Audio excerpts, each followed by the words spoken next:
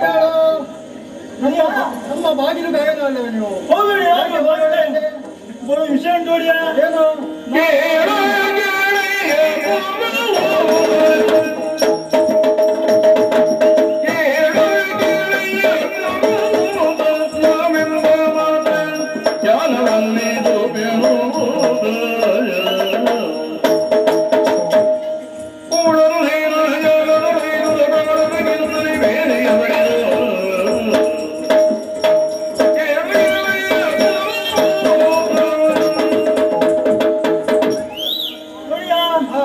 ನಾನು ಹೇಳೋದನ್ನು ಕೇಳಬೇಕು.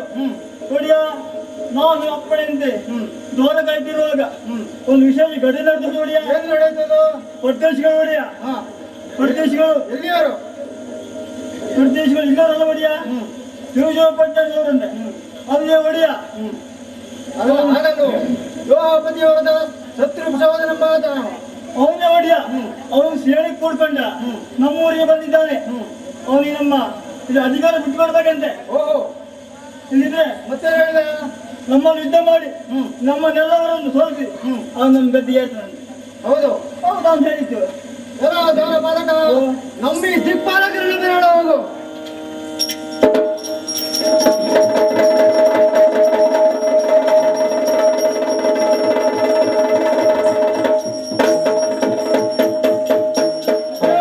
ಕೇಳಿದ್ದೀರಾ?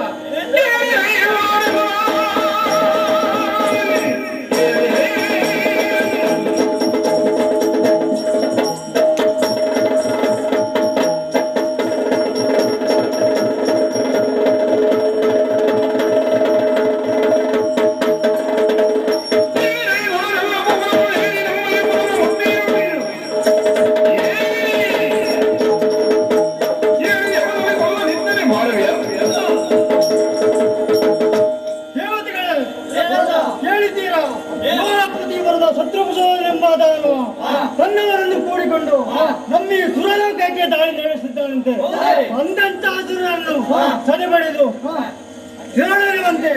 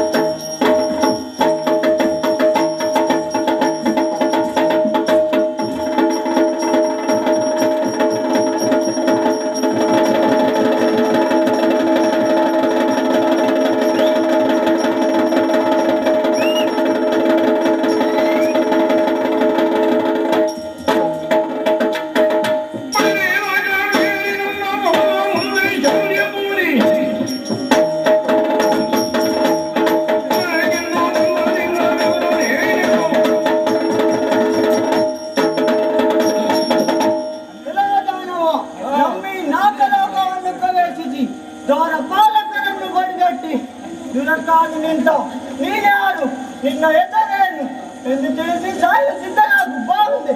ಓಹೋ, ನನ್ನ ಸಮ್ಮುಖಕ್ಕೆ ಬಂದು ನೀ ಅಲ್ಲಿಯೋ? ನಾನು ಯಾರೆಂದು ವಿವರಿಸುತ್ತೇನೆ ಕೇಳು.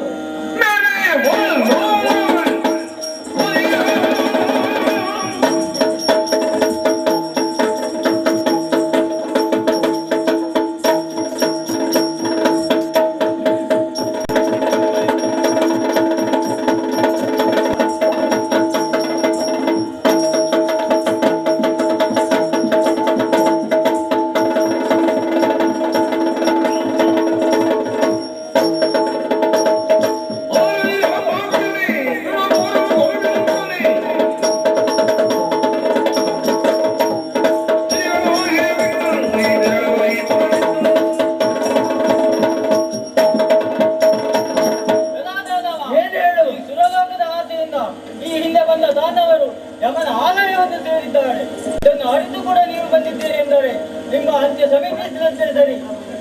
ಸಾಮರ್ಥ್ಯವನ್ನು ಪರೀಕ್ಷಿಸ್ತೇನೆ. ಬಾ ಮುಂದೆ.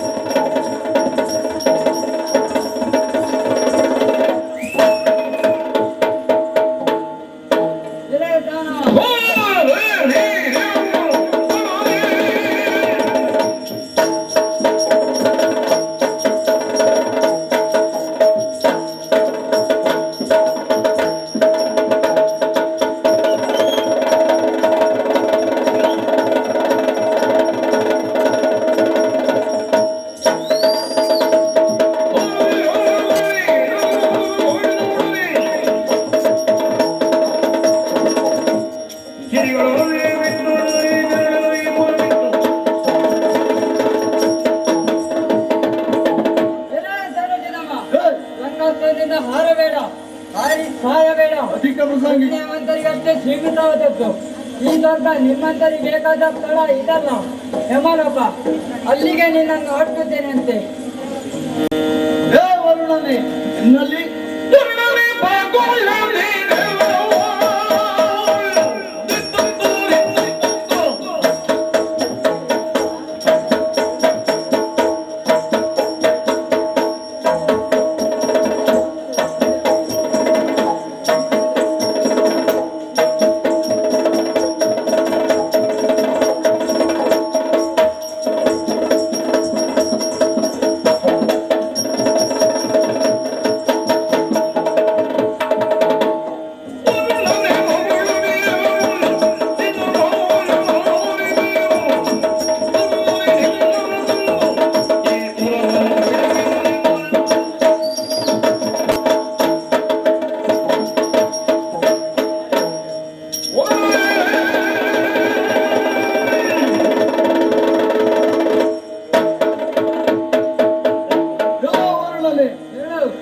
ಅದೆಷ್ಟೋ ಕಾಲವರು ಬಂದಲ್ಲಿ ಹಿಂತಿರುಗಿ ಹೆದರಿ ಓಡಿದವನಲ್ಲವೇ. ಈಗ ಬಂದವನು ಮುರಾಸುರು. ಇವನಲ್ಲಿ ಹೋರಾಡಿ ನೋಡು, ಇನ್ನ ಪರಾಕ್ರಮ ಎಷ್ಟೆಂದು ತೋರಿಸು. ಬಾ ಮುಂದೆ, ಬಾ ಮುಂದೆ.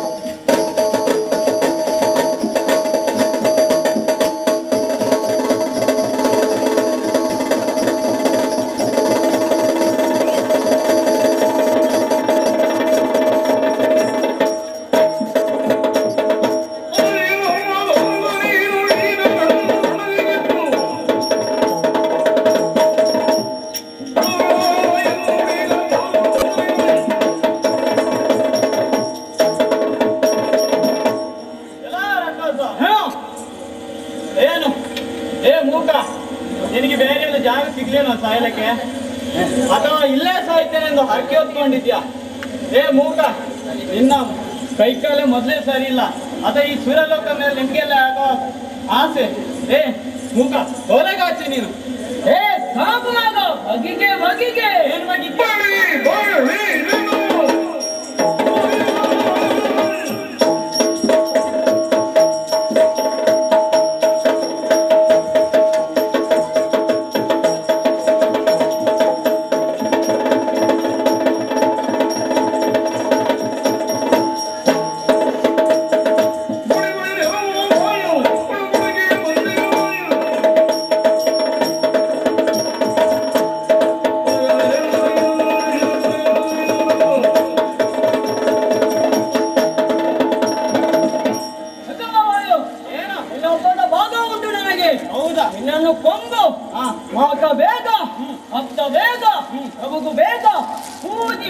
ಈಗ ಮಾಗಿ ಮಾಟವನ್ನು ತಿನ್ನುತ್ತೇನೆ, ಅಮೃತವನ್ನು ಕುದಿಯುತ್ತೇನೆ, ದೇವವನ್ನು ಕರಕರವಾಗಿ ತಿನ್ನುತ್ತೇನೆ. ಮೊದಲ ಯುದ್ಧದಲ್ಲಿ ಹೋಗಲೇ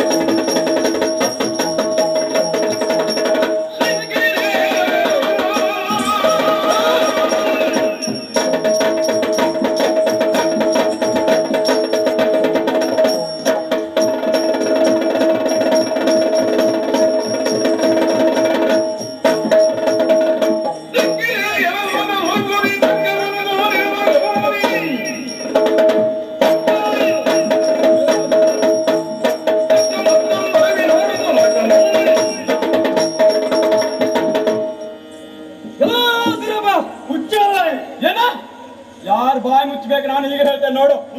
ಇಂದು ಸಿಕ್ಕಿದೆ ನೀನು ನನ್ನ, ಇಲ್ಲೇ ನನಗೆ ಸಿಗಲೇ ಇಲ್ಲ. ರಣ ಹೇಳಿ ದಾನವರು ಯುದ್ಧಕ್ಕೆ ಬಂದಾಗ ನಿನ್ನ ಒಡೆಯನ ಮೊರೆ ಹೊಕ್ಕುವಂತಹ ರಣ ಹೇಳಿ ಇಂದ್ರ ಬೇಕು ನಿನಗೆ 3 ಲೋಕದ ಒಡೆಯ. ಏನು 3 ಲೋಕದ ಒಡೆಯನೆಂಬ ಅಹಂಕಾರದ ಮೆರೆಯುತ್ತಿದ್ದೀಯಲ್ಲ, ಆ ನಿನ್ನ ಅಹಂಕಾರವು ಇಲ್ಲಿಗೆ ಮುಗಿಯಿತು. ಇನ್ನು ಮುಂದೆ ಈಗ ಅಹಂಕಾರ ಇಲ್ಲ. ಯಾಕಂದರೆ ಈ ಬಂದವನಾರು ಶತ್ರು ಪ್ರಸೂದನ. ದೇವೇಂದ್ರ, ಅದಿತಿಯ ಮಕ್ಕಳಾದ ನಮಗೆ ನ್ಯಾಯವಾಗಿ ದೊರೆಯಬೇಕಾಗಿದೆ ಇಂದ್ರಪೀಠವನ್ನು ನೀವು ವಶಪಡಿಸಿಕೊಂಡಿದ್ದೀರಲ್ಲ. ಹೇಗೆಂದರೆ ಹೇಗೆ ಬಲ್ಲೆಯ? ಇನ್ನೊಮ್ಮೆ ಸಮುದ್ರ ಮತನ ಕಾಲದಲ್ಲಿ ಸಮುದ್ರವನ್ನು ಮತ ಮಾಡು. ಆ ಅಮೃತವನ್ನು ಎಲ್ಲರಿಗೂ ಸಮಾನವಾಗಿ ಹಂಚಬೇಕಾದ ಕಾಲ. ಆ ಮೋಹಿನಿ ಬಂದು, ವಿಷ್ಣುವೇ ಮೋಹಿನಿಯಾಗಿ ಬಂದು ಅಮೃತವನ್ನು ಸಮಾನವಾಗಿ ನೀಡುವಂತಹ ಸಂದರ್ಭದಲ್ಲಿ ಒಂದು ಕಡೆ ದೇವತೆಗಳು, ಇನ್ನೊಂದು ಕಡೆ ರಕ್ಕಸರು.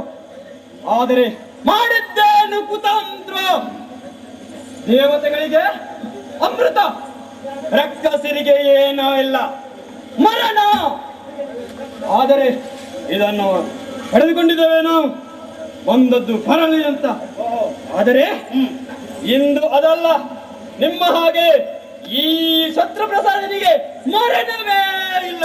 ಮುಚ್ಚಳ ಏನು?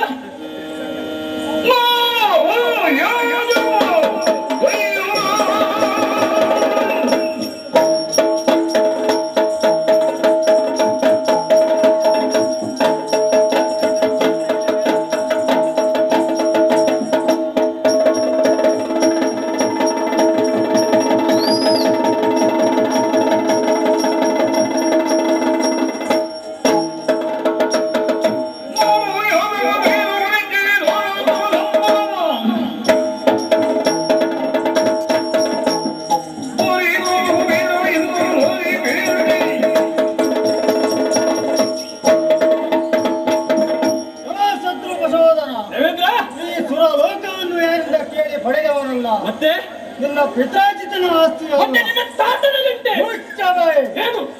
ಪಿತಾಜಿ ಆಸ್ತಿಯಲ್ಲ. 100 ಯಾಗಗಳನ್ನು ಮಾಡಿ 3 ಮೂರ್ತಿಗಳ ಮೆರವೆಚ್ಚಿಸಿ ಪಡೆದುಕೊಂಡವ ನಾನು. ನಿನಗೂ ಈ ಪೀಠ ಏರಲು ಆಸೆ ಇದ್ದರೆ ನೀನು ಕೂಡ ಶತ ಮುಖಗಳನ್ನು ಮಾಡಿ ಪೂರೈಸಿದರೆ ನಿನಗೂ ಕೂಡ ಈ ಪೀಠ ಏರಲು ಆಸೆ ಹರಿಯುತ್ತಿರುವುದು ನಿನಗೆ ಇಲ್ಲವಾದಲ್ಲಿ ಏನಾಗ್ತದೆ? ಅಕ್ಕನ ಮಕ್ಕಳೆಂಬ ಸೊಕ್ಕಿನಿಂದ ಬಂದರೆ ಮಣ್ಣು ಮುಕ್ಕಬೇಕಾಗಿತ್ತು. ಜಾಗ್ರತೆ. ಅಕ್ಕನ ಮಕ್ಕಳಿಗೆ ಸಮಪಾಲು ಬೇಕು. ಆದ್ದರಿಂದ ನಮ್ಮ ಹಕ್ಕಿನದ್ದಾದಂತ ಸುರಪೀಠವನ್ನು ಕೇಳುತ್ತಿದ್ದೇನೆ ನಾನು. ಈ ಹಿಂದೆ ಬಂದ ದಾನವರ ಗತಿಯ ನಿನಗಾಯಿತು. ಎಚ್ಚರ ಮಾಡಿದ ಹಿಂದೆ ಬಂದವರು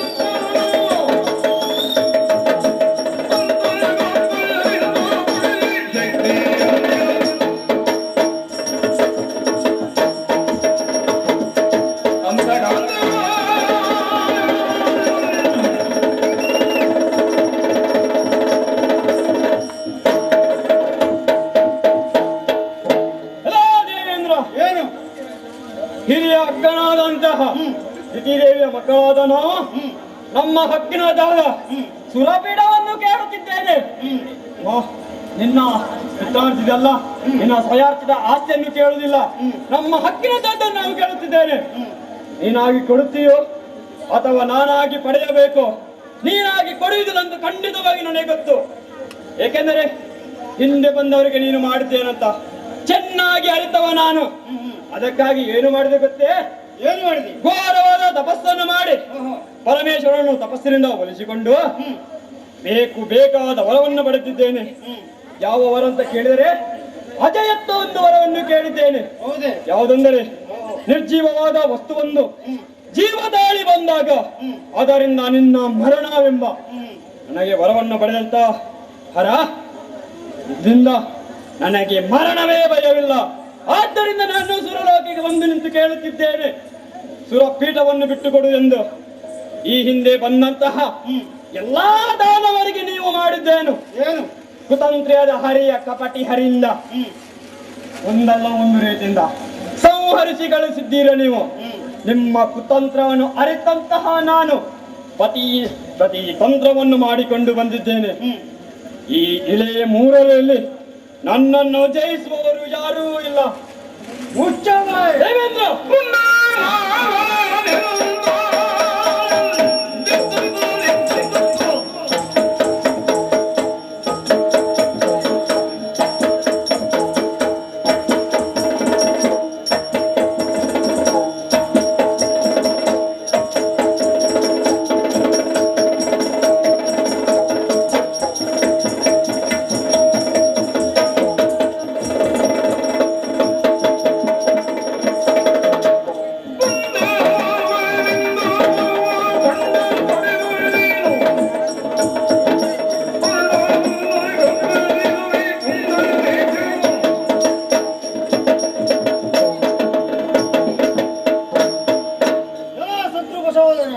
ದೇವೇಂದ್ರ, ನಿಮ್ಮ ಆಲೋಚನೆ ಬೇರೆ.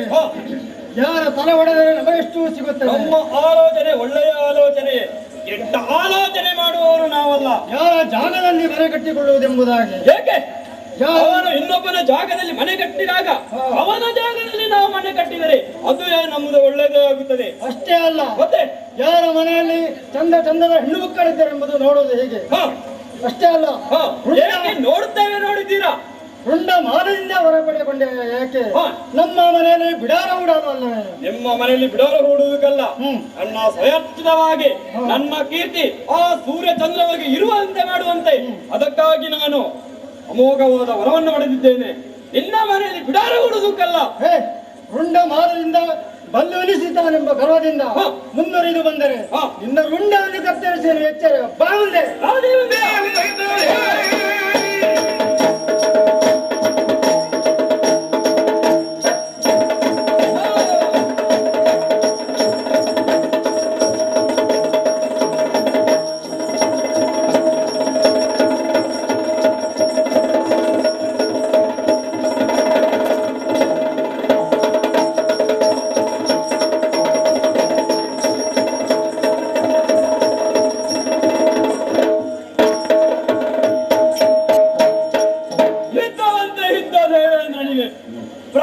ಪ್ರೀತಿಯಿಂದ ಓಡಿ ಹೋಗಿದ್ದಾನೆ. ಇವನು ಹೋಗಿದ ರಭಸಕ್ಕೆ ಹೋದಂತ ದಾರಿಯಲ್ಲಿ ಒಂದು ಹುಲ್ಲು ಹುಟ್ಟಬೇಕಾದ್ರೆ ಎಷ್ಟೋ ವರ್ಷಗಳು ಬೇಕಾದವು. ಹೋದರೆ ಹೋಗಲಿ ಅಂತೆ ಪ್ರಾಣ ಭಿಕ್ಷೆಯನ್ನು ಬಿಡುತ್ತಿದ್ದೇನೆ, ಆದರೆ ಸ್ವಲೋಕವನ್ನು ಮಾತ್ರ ಬಿಡುವುದಿಲ್ಲ. ಈ ಸಂತೋಷದ ವಿಚಾರವನ್ನು ನಮ್ಮವರಿಗೆ ತಿಳಿಸುತ್ತೇನಂತೆ. ಎಲ್ಲಿ?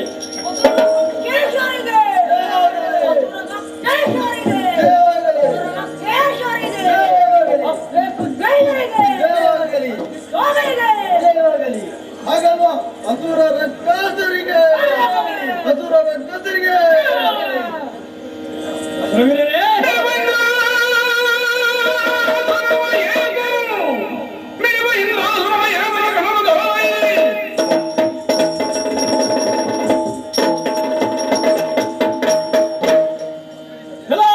ದೇವತೆಗಳೇ, ಸರಿಯಾಗಿ ಕೇಳಿ. ಇಂದಿನಿಂದ ಎಲ್ಲರೂ ನಾನು ಹೇಳಿದಾಗೆ ಕೇಳಬೇಕು. ಏಕೆಂದರೆ ಈ ಸುರಲೋಕದ ಅಧಿಪತಿ ಈ ಶತ್ರು ಪ್ರಸೂದನ. ನಾನು ಹೇಳಿದಾಗೆ ನೀವೆಲ್ಲರೂ ಕೇಳಬೇಕು. ನನ್ನ ಊಳಿಗದ ಆಳಿನಂತೆ ನೀವೆಲ್ಲ ಇರಬೇಕು. ಮಾತ್ರವಲ್ಲ, ನಾನು ಯಾವ ಕೆಲಸವನ್ನು ಯಾವಾಗ ಹೇಳುತ್ತೇನೋ ಆವಾಗ ಅದನ್ನು ಮಾಡಲು ಕಟಿಬದ್ಧರಾಗಿರಬೇಕು. ರವಿರೇ, ಇನ್ನು ಸ್ವಲ್ಪ ವಿಶ್ರಾಂತಿಗಾಗಿ ತೆರಳೋಣಂತೆ.